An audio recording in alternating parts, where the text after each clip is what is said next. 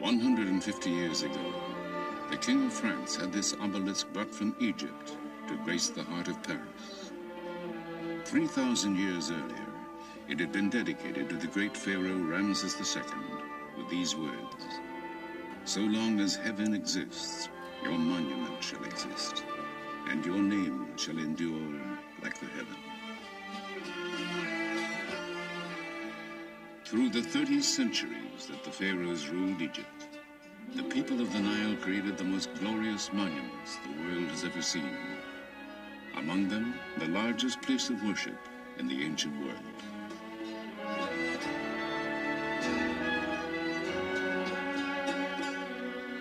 These miracles in stone were tributes to their gods and kings.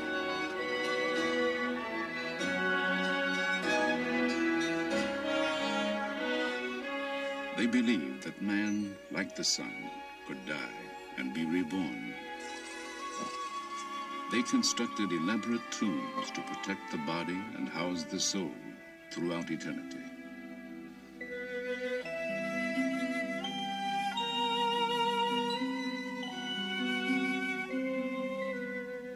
They created guides to the underworld, books of the dead to ensure immortality.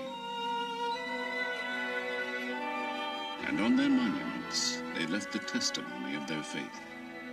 These inscriptions are keys with which we unlock the secrets of ancient Egypt. Ladies and gentlemen, now we are in the temple of the Queen Hatshepsut. And as they have since the days of Herodotus, Antony, and Cleopatra, thousands journey here to see these wonders. Going down to the Green Valley for the holy visit of Amun-Ra to the goddess Hathor once a year for 15 days. But today, having endured for 50 centuries, these seemingly imperishable structures are threatened. Their fate may be determined in our lifetime. So, people of science, soul, and conscience travel here from all over the globe to save the priceless monuments, to decipher the meaning of the messages before they disappear forever. This is the story of the land of Egypt and the quest for eternity.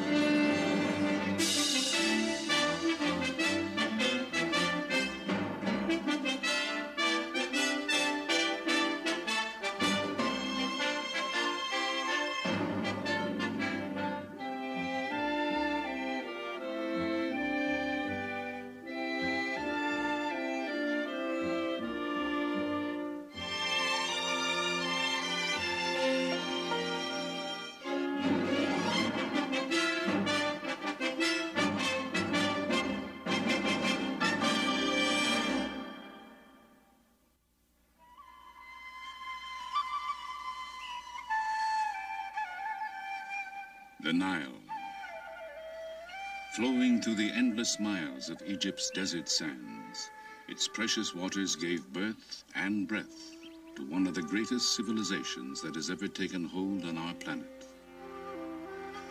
Hail to you, O Nile, went an ancient hymn. Sprung from earth, come to nourish Egypt, food provider, bounty maker, who creates all that is good. The river's annual flooding left rich deposits of silt. Utilizing it, farmers developed a settled life. Sustained by its abundant waters, the land and crops prospered.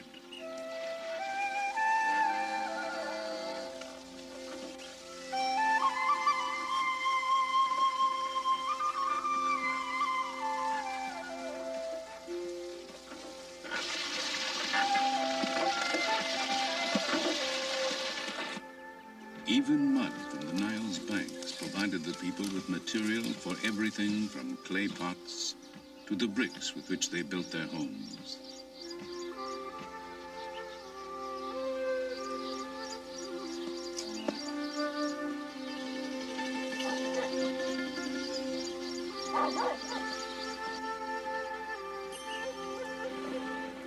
The Nile itself was Egypt's highway, Boats sailed northward with the currents and south with the prevailing winds. To predict the time when the river would overflow, the ancients developed a calendar. Our own evolved from it. Along the extended oasis of the Nile Valley, a way of life emerged that still endures today, virtually unchanged from the furthest reaches of recorded time.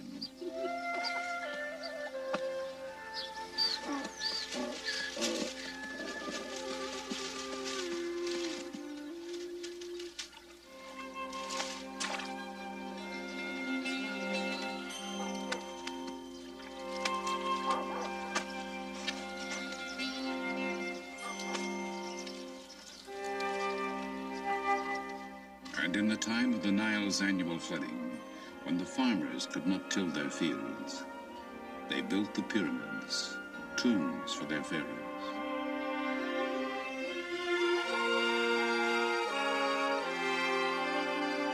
All that remains of the seven wonders of the ancient world, they were stairways to heaven, for to all Egyptians, their religion promised an afterlife. The largest monument ever constructed, the Great Pyramid, contains more than 2 million immense limestone blocks, each weighing over 2 tons. 100,000 men toiled for 20 years without wheel, horse, or iron tools to create it, that their pharaoh might join the sun god and live in eternity. This dedication to gods and kings was to sustain the Egypt of the pharaohs for 3,000 years.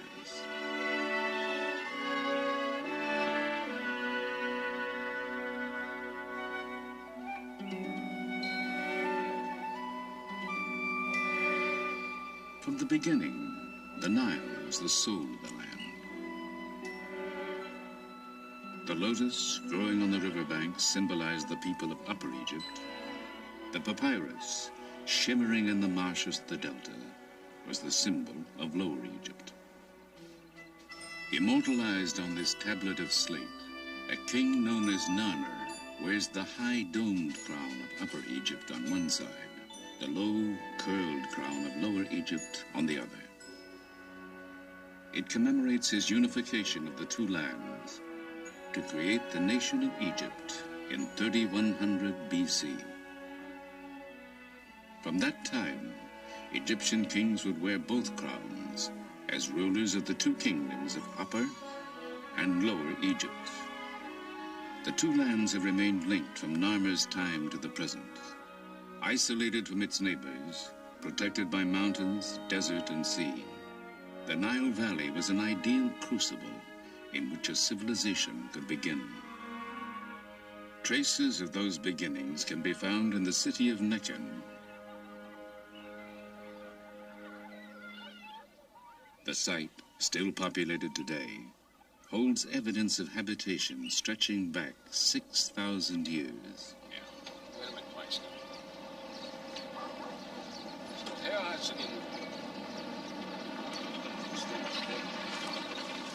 Since 1967, Dr. Walter Fairservice of Vassar College and the American Museum of Natural History has been excavating here in his continuing search for the roots of civilization.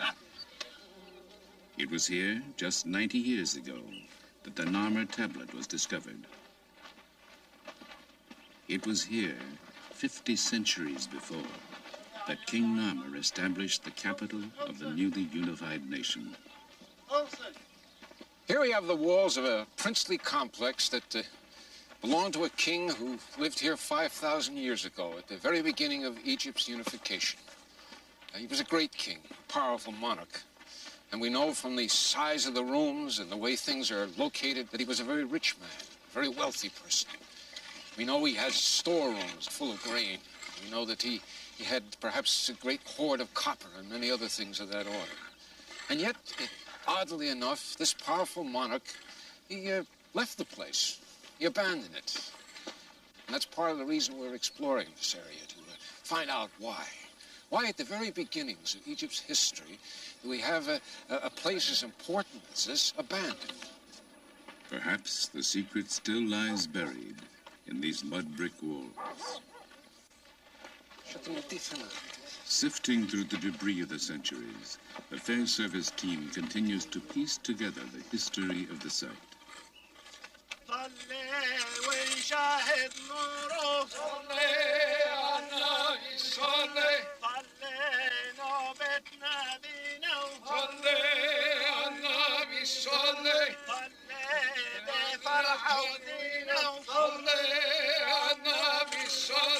Many threads bind Egyptian prehistory and history, but none is stronger than the belief in immortality.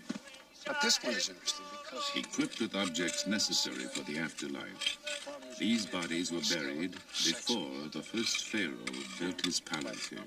Right here, if I can pull this up just a little bit, hairpins found at the roof of the skull. Made of some quill-like, or ivory, I guess. Perhaps ivory. Perhaps ivory, yeah. Put that back there. In this capital, religion, tradition, and political power fused. Foundations were laid on which the longest lasting of all ancient civilizations would rise.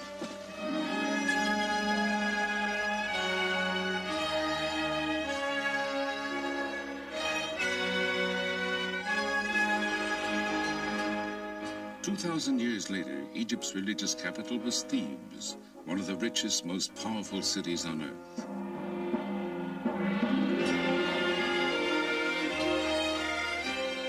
At its heart was the temple of Amun at Karnak, the largest place of worship in the ancient world. As dynasty followed dynasty, the great complex was enlarged and embellished by a succession of pharaohs. Tutankhamun, whose fabulous tomb treasures dazzled the world.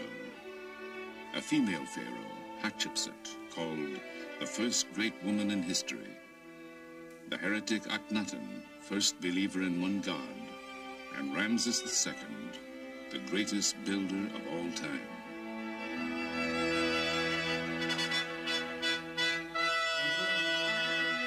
Called Ramses the Great, Pharaoh while Egypt's power and prosperity flourished, this warrior king was to rule for 67 years, bring peace to the empire, father nearly 200 children, and leave his mark on fully half the monuments in Egypt. Ramses was only about 20 when his father, Seti I, died in 1290 BC. Seti had ordered his funerary temple built at Abydos. One of Ramses' first acts as pharaoh was to travel there to complete it. To all Egyptians, this was the most sacred city on earth. Here, drawn by some mystical identification with Abydos and the long-dead pharaoh, an extraordinary woman known as Seti was to come 3,000 years later. With a group of fellow Egyptologists, she celebrates her 77th birthday. To you.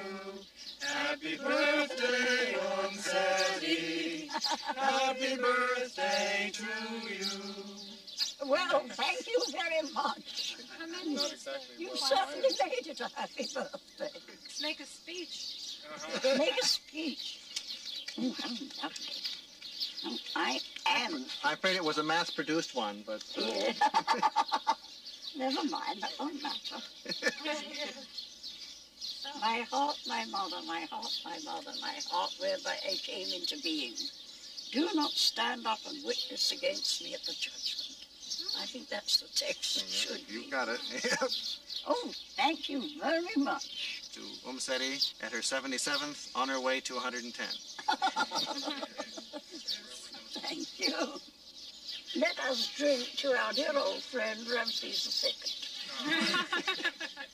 Born Dorothy Eady in England, she says something called her here from the time she was a child. She came here 50 years ago, married an Egyptian, and had a son whom she named Seti. From then on, she was known as Seti, which means Mother at Seti. She has devoted the last 30 years of her life to the study of Seti I's temple and become an expert on him and Ramses II. Ramses tells that he came to Abydos alone, you see, in the first year of his reign after his father was dead. And he found that the decoration of this temple was incomplete. In the inscription, he says that I ordered the work of my father to be completed, and all the works which my father had started and were still incomplete, I had them finished. And then he goes on as if he's speaking to the soul of his father, you see, and telling him that all that Seti had wanted to do and died before completing, and all his plans and ambitions, Ramses would complete it. And he said, so long as I am ruling, it will be as though you are still on the throne. He was a nice fellow, and he was a very good son. When Seti came here for the Egyptian Department of Antiquities, the temple was in ruins. Its reconstruction became her passion. They confronted me with a pile of fragments of inscribed stone. There were over 2,000. Some were very small, some were very big. My job was to copy the inscriptions on them, catalogue them, and where possible, fit them together.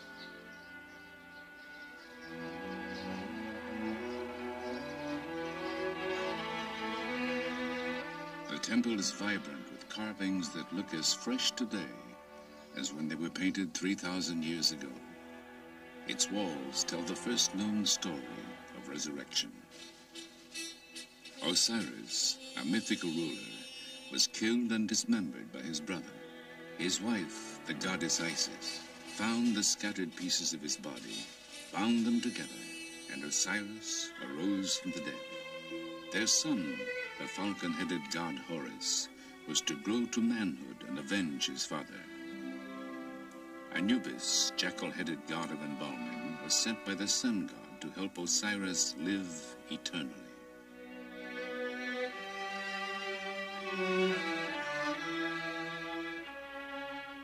The Egyptians believed that because Osiris died and rose again, they too could achieve immortality. Worshipping Osiris, Seti assures his place in the afterlife. Offering incense, the pharaoh worships before the bark of the sun god, Amun-Re.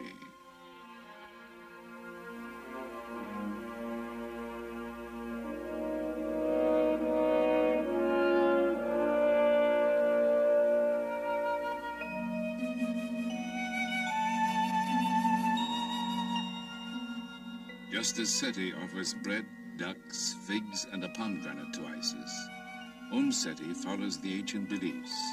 Oh, yes, every year at the great feast, and again on the birthday of the gods Osiris and Isis, I come here with offerings of wine, bread, and incense. Oh, I love coming here. You know, it's a place I really do feel at home.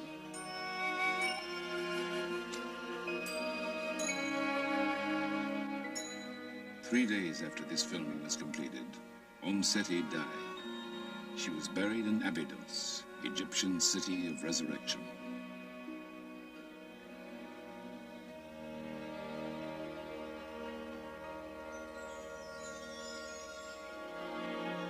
In the time of Ramses, the most powerful deity of the living was the sun god, Amun-Re. He was patron of the city of Thebes, located on the Nile between the first capital, Nekhen, and Abydos. On the east bank, where the sun rises, were temples dedicated to the sun god, Karnak and Luxor. On the west bank, where the sun buries itself each day, was a complex of tombs where royalty was buried. The Valley of the Kings and the Valley of the Queens.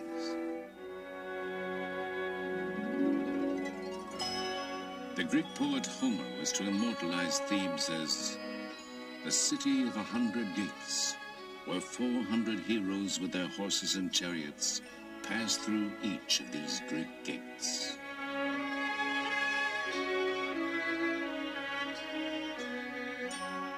While Ramses reigned, Thebes was splendid. He ordered beautiful additions made to Luxor Temple, gigantic statues, obelisks, and courts dedicated to the glory of Amun-Re.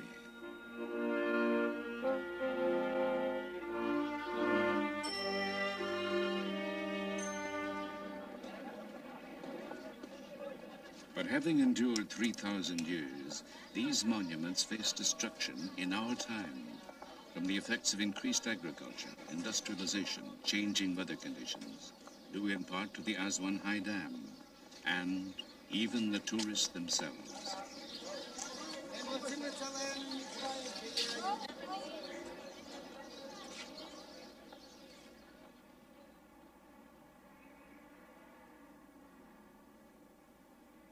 In 1924, in response to the impending crisis, the Oriental Institute at the University of Chicago established a permanent headquarters in Egypt.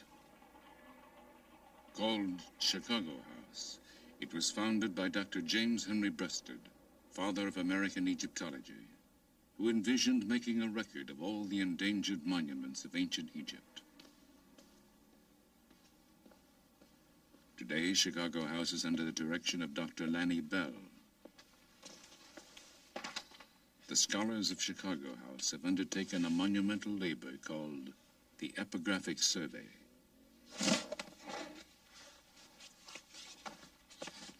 Over the past 50 years, the Oriental Institute has published an epic series of volumes containing the results of the survey. Utilizing an ingenious combination of photography and draftsmanship, the Chicago House Egyptologists create facsimile drawings of the monument's carved and painted surfaces, the only record that will remain when the hieroglyphs and decorations have disappeared forever from the temples.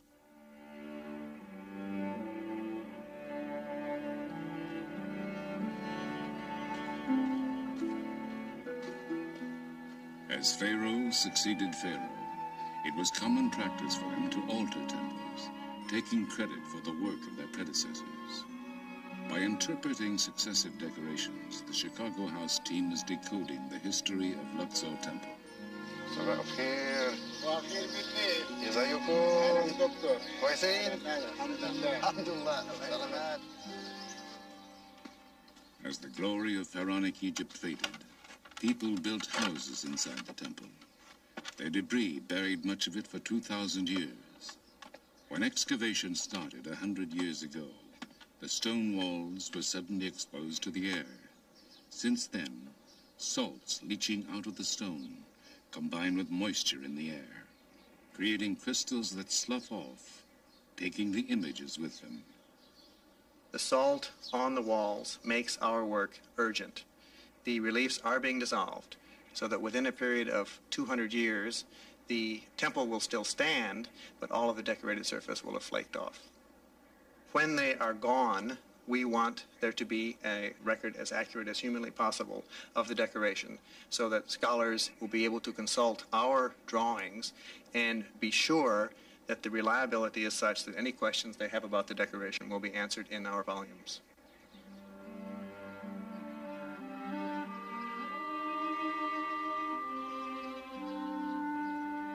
When the gods were worshipped here no more, great portions of the temple were dismantled. Large blocks were broken into smaller pieces for reuse as building material. Thousands of them have been collected over a 30-year period. Chicago House is conducting a systematic search of the fragments to reconstruct a section called the Lost Colonnade.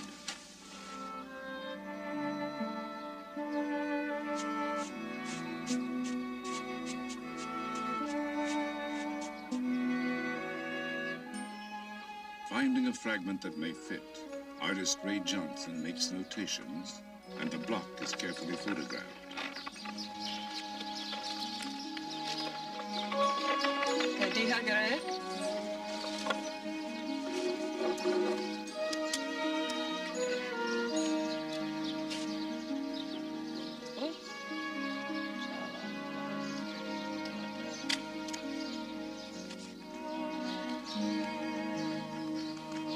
An artist pencils, then inks in the lines of the photograph, making corrections and replacing what time may have removed.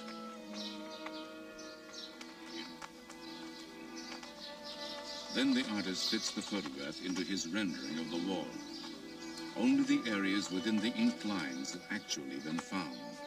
But from the salvaged fragments, it is sometimes possible to reconstruct the entire design created by the original artist 3,000 years ago.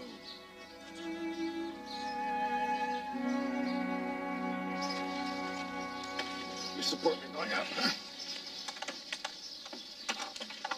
On those exciting and rare occasions, when a fragment that fits onto a standing wall is found, it is replaced. More to the left. Toward me? To the left. So, piece by piece, the ancient temple of Amun-Re rises again.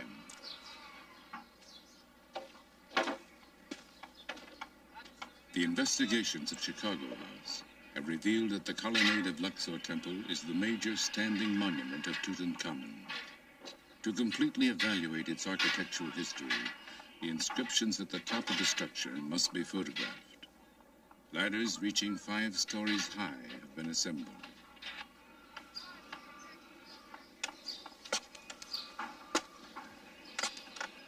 This is the first time in 50 years that anyone has attempted the ascent.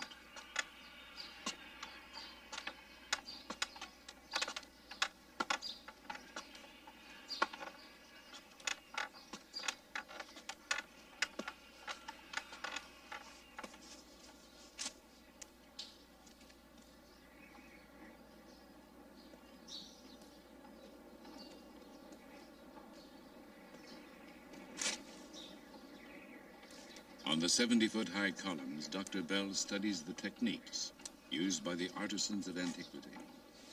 Here they inserted wooden blocks to stabilize the structure as they fitted it together.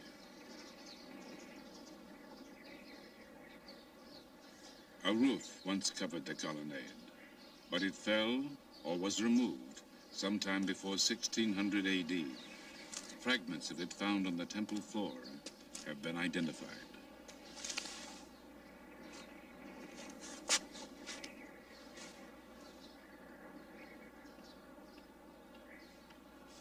In assessing the temple's past, Dr. Bell's thoughts inevitably turned to its future. Paradoxically, the vibrations caused by the endless footsteps of the tourists who visit each year, even the carbon dioxide they exhale, are eroding the irreplaceable treasures they come to enjoy.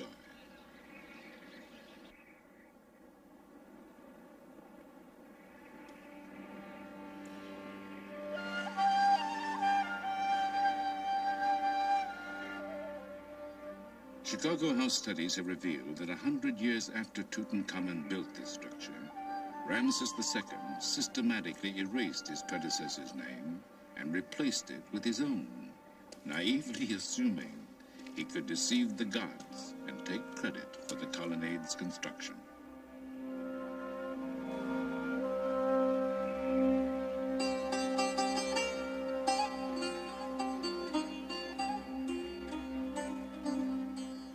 Ramses also added to the majesty of Luxor Temple.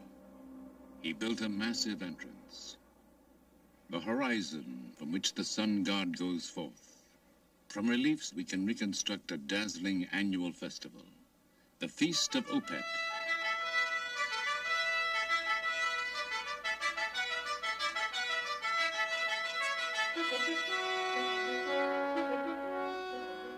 With the Nile in full flood, the golden statue of the god Amun-Re has been brought to Luxor from Karnak in his boat shrine. Within the temple's innermost sanctuary, Ramses offers incense, flowers, and food to the linen-shrouded god. The sacrifices and ceremonies concluded, priests lead the procession out of the temple, purifying the way before them.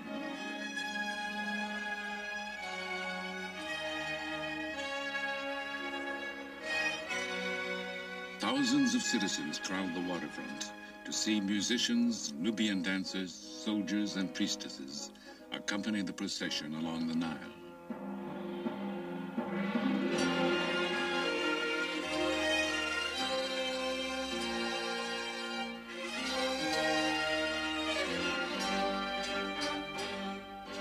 The shrine of the god is placed on its sacred bark, and in great ceremony, priests, god, and pharaoh are towed back to Karnak Temple.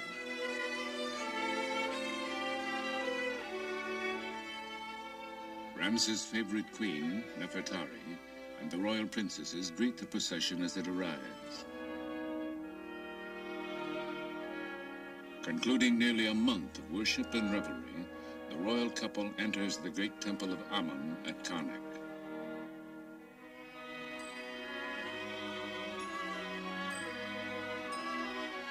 Within the sacred precincts of the temple, the shrine carrying the golden statue of the god is hidden from public view until the next year.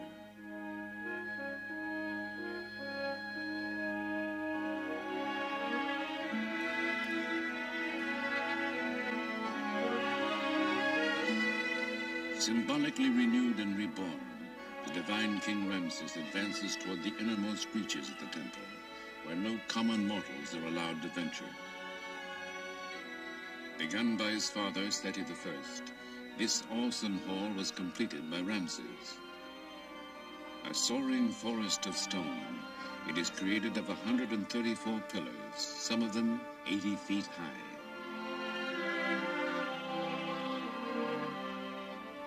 Ceilings and columns are ornamented with Ramses cartouches, magical ropes that surround the king's name to protect him from evil. In the hieroglyphs of his name is the message, "It is Re, the sun god, who bore him." From the sun god, the pharaohs drew their right to rule, their divinity, their legitimacy, and crowns. So they constructed this mighty city of God. 100 pharaohs enlarged and embellished it over a period of 2,000 years, a creation that did not cease until the Christian era, that has resumed as modern archaeologists restore this timeless testimony of faith.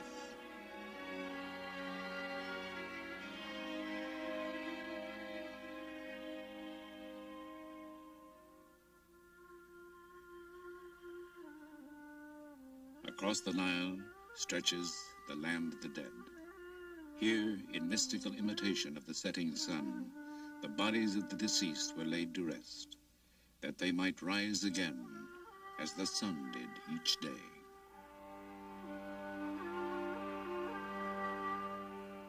Cut into the heart of the mountain, the Theban necropolis is a vast labyrinth of tombs.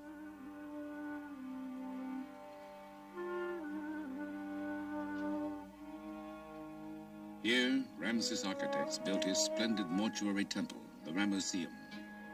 In its forecourt lie huge fragments of his colossal statue, 1,000 tons of granite that once rose 57 feet in height, that inspired Shelley's sonnet, Ozymandias, in which he called the pharaoh King of Kings.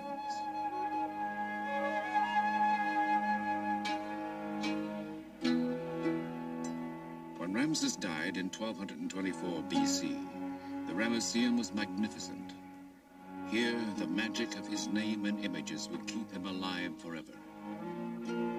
This was but a stopping point for the dead king and his funeral procession, a sacred place where offerings would be made to him from this day throughout all time.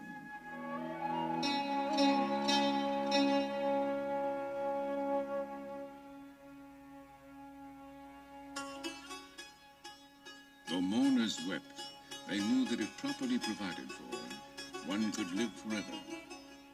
So they carried with them everything the dead might need for the voyage through eternity. For a king, there would be boats in which he could sail endlessly on the Nile.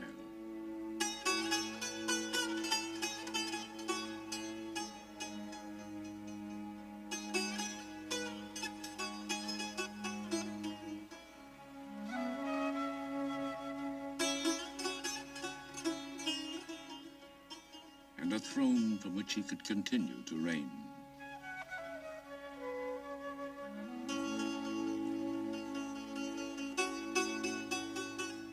Even magical figures will be provided to do his bidding in the afterlife.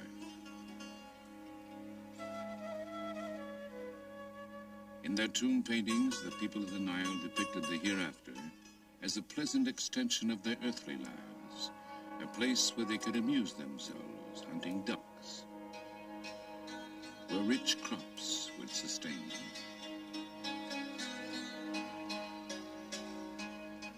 The deceased carried with them books of the dead.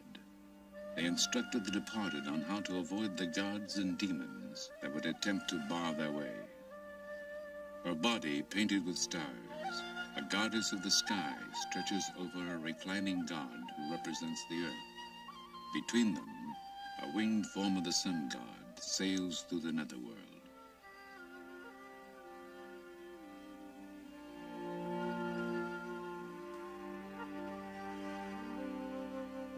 The divine ibis-headed scribe Thoth makes notes as the deeds of the deceased are weighed on the scale of justice. In an address to the gods, the departed will assert his innocence. I am pure of mouth and hands, without sin, without guilt, without evil. Those who were judged to be without sin could join Osiris to dwell in the happy land of the setting sun. But most important, there must be a body to which the soul could return. Anubis, god of embalming, prepares the body for the life to come. So Ramses' mummy would have gone to his tomb after a priest pronounced over it, "You will live again forever."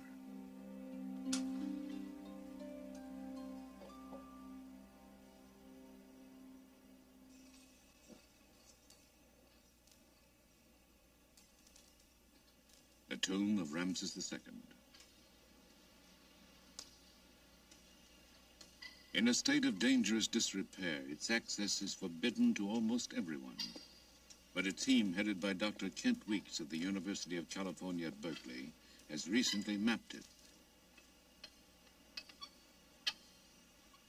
In the dynasty following Ramses, the royal tombs were systematically plundered.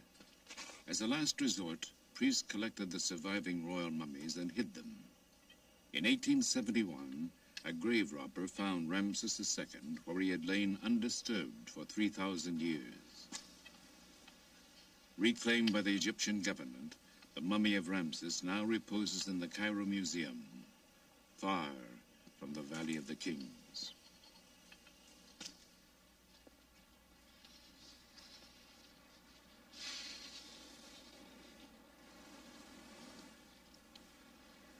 This is the West Valley. It's part of the ancient necropolis of Thebes, about 9 square miles of some of the most important archaeological monuments anywhere in the world. Valley of the Queens, Valley of the Kings, Tutankhamun's tomb, they're all here.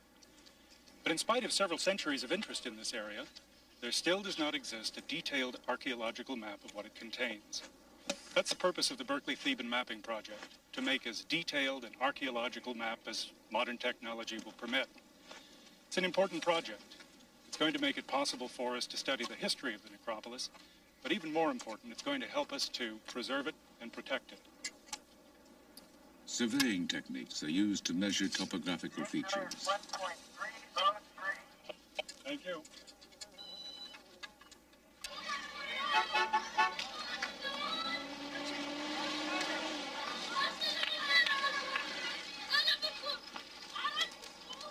At headquarters in a village below the necropolis, the team reviews its findings. Okay. Can you see Q2 there above the temple at Deir Medina? Aerial photographs are used to plan tomb mapping for the next day in the Valley of the Queens. Right above the temple? Yeah, right there. Okay, that's the first point we'll occupy tomorrow morning. When surface measurements are combined with plans of the tombs, they will create new and revolutionary three-dimensional maps. These will make it easier to find correlations between the geography and the locations of the known tombs, and perhaps enable scientists to find tombs still undiscovered. Let's drop everything here, Dave, and then we can send it on down. don't you and Johnny go on down? We'll start passing stuff to you. Dave, why don't you choose what we have to take down, and we'll leave the rest up here. All right. I'll get the lantern. Not you.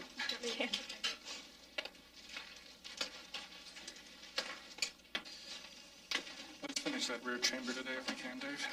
I think we can let him go. 13 men to be back. Looks like a steep set of stairs. Yeah, watch your step, people. It is, everybody.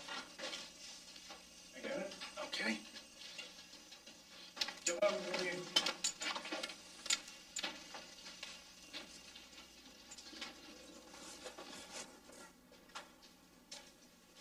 Standard surveying techniques are used to obtain the dimensions of each chamber. Every archaeological detail will be drawn and recorded.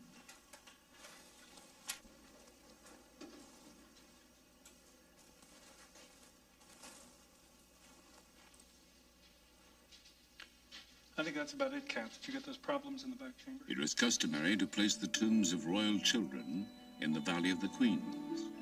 This is the tomb of a young prince, son of Ramses III. Here, the pharaoh himself offers incense to the gods on the boy's behalf.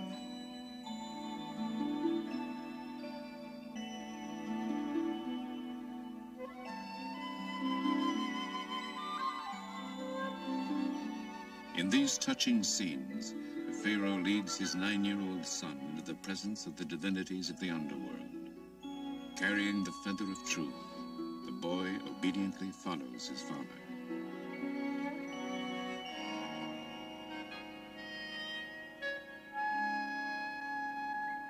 طيب يوسف عايزين نشوف المقبرة دلوقتي؟ كويس. It is believed the ancient sculptors and painters lit the interiors of tombs and temples with polished metal reflectors used as mirrors. And these scenes were filmed under the same conditions. نور هناك؟ كويس. شوف المراية تاني. شكرا. شكرا جدا. This is the tomb of Nefertari. Though Ramses had at least 4 royal wives, she remained his favorite. Due to humidity caused by increased irrigation in nearby farmland, the exquisite murals of her tomb are flaking off.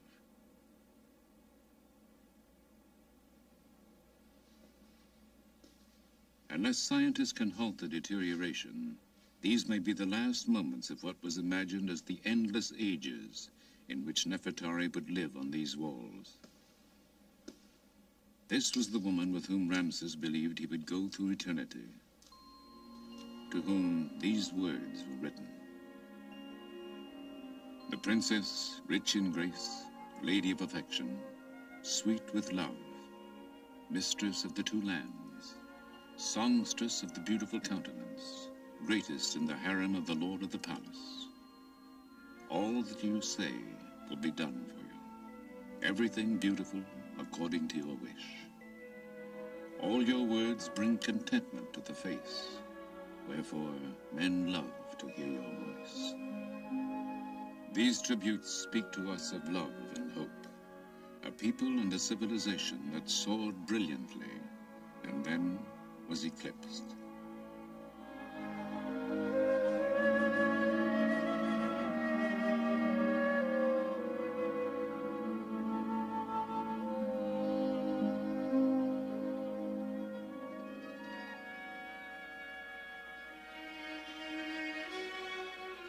Here at the Temple of Isis, built on an island in the Nile, the religion of ancient Egypt had its last stronghold.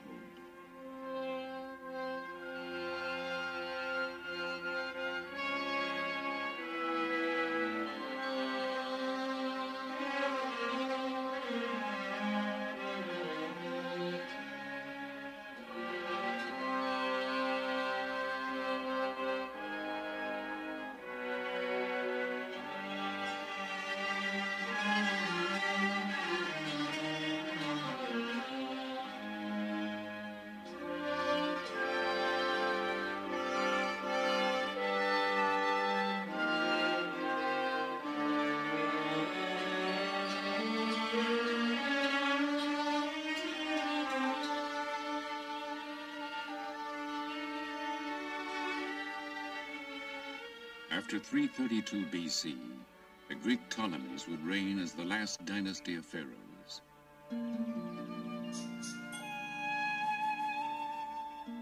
Embracing the Egyptian religion, they built this temple dedicated to the worship of Isis, divine symbol of motherhood, her husband Osiris, and their son Horus.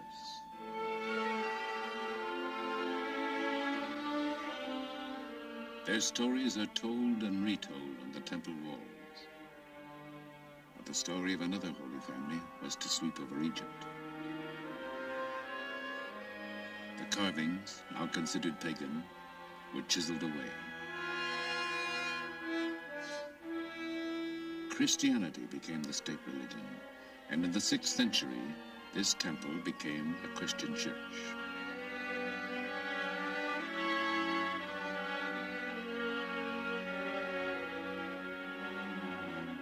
The meaning of the hieroglyphs would be forgotten, the ancient rites forbidden.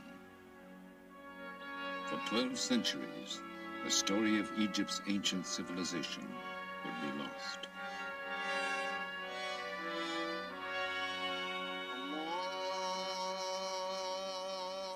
In 640, Islam and the teachings of Muhammad swept over the country. A succession of foreigners was to rule until 1952, when revolution restored full independence to Egypt after 2,000 years.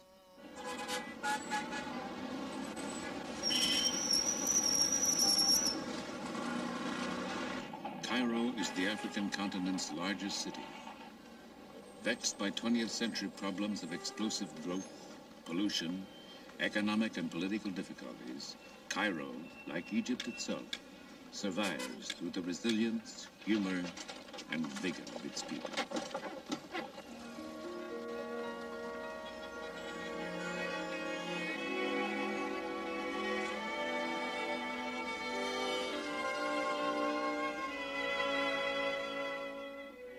Facing an expanding population and an emerging nation's need for energy, the Aswan High Dam was built in the 1960s. With 17 times the material contained in the Great Pyramid, the dam is a monument to the new nationalism and what some would call the 20th century religion, technology.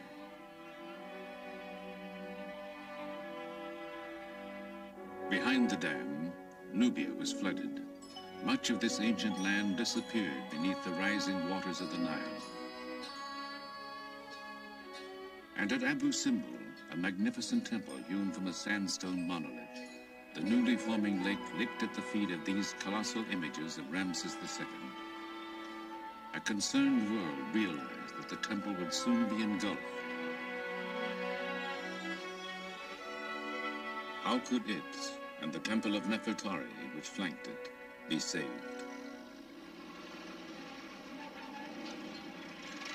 At the 11th hour, with funding from Egypt, the United States, and UNESCO, an international team swung into action, racing the rising Nile. Slab by slab, in cuts no more than 1/4 of an inch thick, the temple was dismantled. The work continued night and day as workmen cut 190 feet down through the cliff.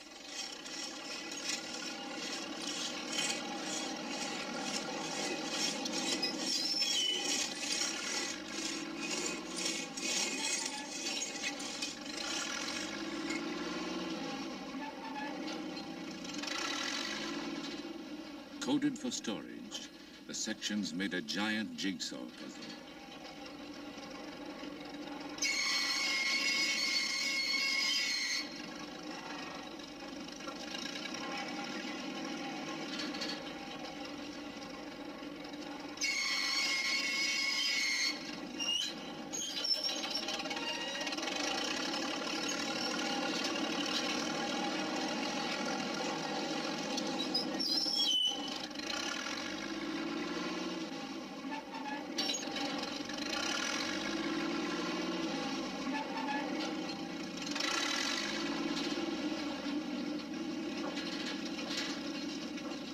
Moved up 200 feet beyond the reach of the Nile, the temple was reassembled. The precision of watchmakers was applied to the colossi, reconstructed to an accuracy of 1/10 of an inch.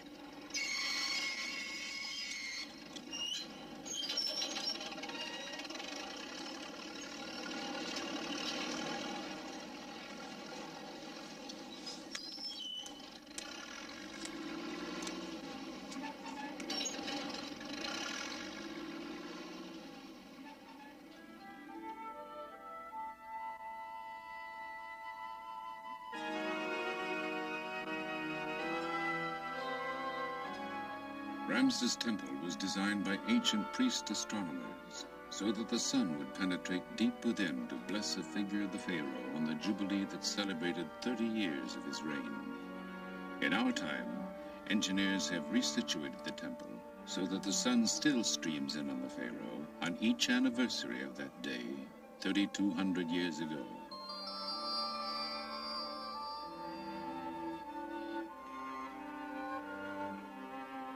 Gilding the statue of the king seated among the gods, the sun god Re bathes the figures in sacred light.